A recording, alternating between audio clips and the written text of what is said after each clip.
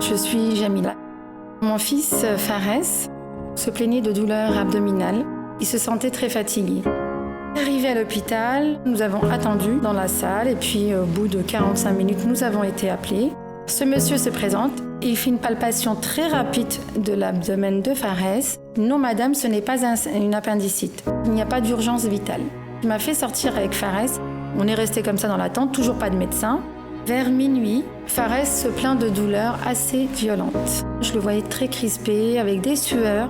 J'ai toujours pas vu de médecin. Jusqu'au lendemain, autour de 7h30, il passe à la palpation. Cette fois-ci, c'était une palpation très minutieuse. Et il dit « c'est bon, je vais t'opérer ». Au moment où il descend du lit, je vois ses yeux virevolter. J'avais aucun médecin près de moi, personne n'est venu. J'ai regardé les ongles et j'ai aperçu un petit trait bleu au niveau des ongles de la main. Fares avait du mal à s'oxygéner. On voyait ses côtes en fait. Il cherchait l'oxygénation. Dans le couloir, Fares fait une convulsion à nouveau. Normalement, les gestes d'urgence, c'est tout de suite, c'est les secondes, les minutes qui suivent. Et là, il ne se passe rien. S'il ne se passe rien, c'est qu'il est mort.